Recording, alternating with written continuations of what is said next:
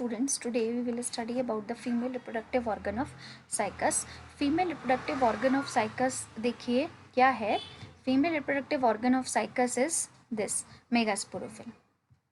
इससे पहले कुछ चीज़ें और जान लेते हैं कि जो साइकस का प्लांट होता है वो डायोशियस होता है, यानी उसमें मेल प्लांट और फीमेल प्लांट दोनों अलग अलग होते हैं. और जो मेल प्लांट है उस पर मेल कोन पाया जाता है और जो फीमेल प्लांट है उस पर मेगास्पोरोफिल्स पाए जाते हैं. देखिए मेल कोन जो होता है वो कोनिकल स्ट्रक्चर होता है और मेल कोन पे आप देखेंगे कि माइक्रोस्पोरोफिल देखने को मिल रहे हैं और माइक्रोस्पोरोफिल बियर करते हैं माइक्रोस्पोरेंजियम, जो जिस पर हमने पहले भी बात करी है. माइक्रोस्पोरेंजियम जो होते हैं उसके अंदर माइक्रोस्पोर्स पाए जाते हैं जो कि हैप्लॉइड होते हैं, that is an. Now megasporophyll आप देख रहे हैं रोजेट लाइक स्ट्रक्चर है और इसको देख के ऐसा लगता है कि बहुत सारी जो लीव्स हैं, लीफी पोर्शंस हैं, उनसे शायद मिल करके ये बना हुआ है. तो ऐसा ही है कि मेगास्पोरोफिल जो है बहुत सारे जो फोलियस लीव्स होती हैं उसका मॉडिफिकेशन है, that is the modification of foliaceous leaves. Now अब हम इस एक जो स्पोरोफिल है इसको समझते हैं. देखिए जो मेगास्पोरोफिल है उसका अगर हम एक स्पोरोफिल देखें तो हम देखेंगे कि स्पोरोफिल जो होता है वो 3 पार्ट्स में डिवाइड होता है. जो लोअर पोर्शन है वो स्टॉक है, middle portion is ovule bearing portion and the upper portion is leafy portion. जो मिडल पोर्शन है केवल वही फर्टाइल है जबकि upper portion is sterile. Stock बहुत छोटा है, सारी स्पीशीज़ में आप देखेंगे लगभग छोटा है और इसमें थोड़ा बड़ा है साइकस रम्फाई में. इसके अलावा जो ओव्यूल होता है जो जिम्नोस्पर्म्स में वो नैग्ड होता है. देखिए this portion consist of ovule और नॉर्मली 2 to 20 तक ओव्यूल्स पाए जाते हैं. स्टार्टिंग में तो ओव्यूल कैसे होते हैं, ग्रीन कलर के होते हैं, बाद में ब्राउनिश कलर में चेंज हो जाते हैं. इसके अलावा जो ओव्यूल्स होते हैं वो हार्ड हो जाते हैं थोड़े से और जब और ज़्यादा मैच्योरिटी आती है तो they becomes flashy also. Now अब हम इसका ओव्यूल का स्ट्रक्चर देख लेते हैं. देखिए ओव्यूल का स्ट्रक्चर कैसा है. ओव्यूल जो जिम्नोस्पर्म्स में जो ओव्यूल्स पाए जाते हैं वो ऑर्थोट्रोफस टाइप के ओव्यूल्स होते हैं. ऑर्थोट्रोफस टाइप के ओव्यूल होते हैं और साथ में यूनिटैग्मिक होते हैं. Unitegmic it means it is made up of single integument and also the single integument and also you will see that this integument is divided into 3 parts. One is sarcotesta, second one is sclerotesta and third one is inner fleshy layer. Outer layer is known as sarcotesta. देखिए जो सार्कोटेस्टा है ये इसमें tannin sales पाई जाती हैं और mucilaginous canals मिलती हैं. स्क्लेरोटेस्टा स्टोनी होता है, stony, it is stony. And inner flashy layer ये फ्लैशी है, इनर लेयर इज फ्लैशी. अब आप एक चीज़ और इसमें देखेंगे कि जो ये इनर लेयर है ये न्यूसेलस से लगा हुआ होता है. अब हम देखते हैं कि माइक्रोपाइलर बीक. अब देखिए जो nucellus, we know that nucellus grows out into a beak-like structure that is known as micropylar beak. Certain cells at the top of nucleus dissolve and form a cavity called the pollen chamber. And you will see that the archegonial chamber, there is also one archegonial chamber which having a archegonium. You will see archegonium. देखिए यहाँ पर एक archegonium है और ये एक archegonium है, right. Now हम दोबारा से इसको एक बार और देख लेते हैं.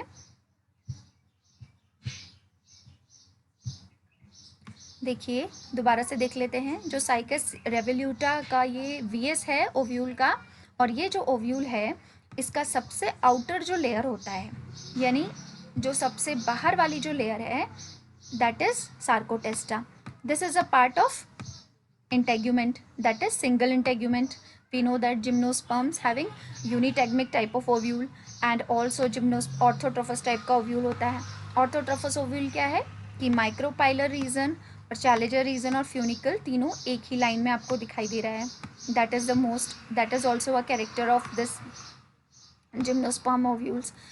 सार्कोटेस्टा में टैनिन सेल्स होती हैं और साथ ही टैनिन सेल्स होती हैं. इसके अलावा इसमें म्यूसिलेजिनस कैनाल्स होती हैं। Sclerotesta, it is a stony, it is made up of hard cells and this is inner layer that is fleshy. Inner layer जो होती है वो न्यूसेलस के साथ अटैच रहती है और ये nucellus grows out into a beak like structure that is known as micropylar beak, और इसको हम nucellar beak भी कह देते हैं। Certain cells at the top of nucleus dissolve and form a cavity like structure called a pollen chamber. This is pollen chamber, और बाद में आके यहाँ पे pollen grains collect हो जाते हैं। ये आर्चिगोनियल चैम्बर है और इसमें आर्चिगोनियम लगे हुए हैं। Now come to the development of megaspore.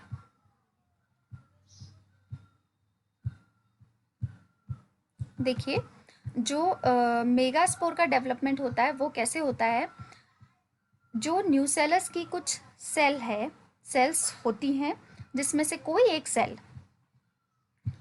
Cell उसका जो साइटोप्लाज्म है वो कंटेंट उसका डेंस हो जाता है and it also increase in size. इसका जो साइज है वो कुछ बड़ा हो जाता है और सेल्स की कंपैरिजन में। इसको हम स्पोर मदर सेल कहते हैं। और ये स्पोर मदर सेल, इसमें हो जाता है रिडक्शन डिवीजन। देखिए दोबारा से देख लेते हैं। जो स्पोर मदर सेल है उसका फॉर्मेशन वो कहाँ से डेवलप हो रही है, वो न्यूसेलस वाले रीजन से डेवलप हो रही है। देखिए न्यूसेलस वाला जो पोर्शन है उसमें से कोई एक सेल उसका साइटोप्लाज्म एनलार्ज हो जाती है, साइटोप्लाज्मिक कंटेंट उसका डेंस हो जाता है, उसके अलावा इसका साइज भी जो है इंक्रीज हो जाता है। जब साइज इंक्रीज हो जाता है तो what happened at that time, it will act as a spore mother cell, right. और स्पोर मदर सेल की तरह ये काम करने लगती है। अब स्पोर मदर सेल हम इसमें और देखते हैं कि स्पोर मदर सेल में अब क्या होना शुरू हो जाएगा, reduction division. You will see reduction division here. Reduction division होगा जिसके बाद एक सेल से 4 सेल्स का फॉर्मेशन होगा and that are haploid in nature. These are haploid cells. इसमें से भी 3 सेल्स जो हैं वो डीजनरेट हो जाती हैं और केवल one is functional only, 1 is functional and 3 will degenerate. This functional megaspore will form embryo sac and at the later stages the development of gametophyte takes place. Now we will see the development of gametophyte in the next this. देखिए यहाँ पर दोबारा से एक बार और हम इसको revise कर लेते हैं।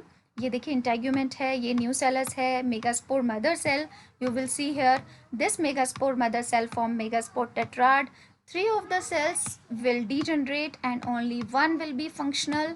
After that this functional megaspore, इस फंक्शनल मेगास्पोर में न्यूक्लियस डिवीजन होना स्टार्ट हो जाता है।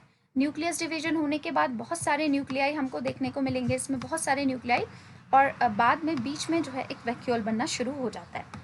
ये वैक्यूल के चारों ओर सेल्स न्यूक्लियस कलेक्ट होना शुरू हो जाता है और यहीं से क्या होता है कि सेल्स साइटोप्लाज्म इन न्यूक्लियस के चारों ओर कलेक्ट होना शुरू हो जाएगा और सेल वॉल का फॉर्मेशन हो जाएगा। इस तरह से ये जो पूरा स्ट्रक्चर है ये डेवलप होता चला जाता है और ये बनाता है cellular female gametophyte. Thank you students.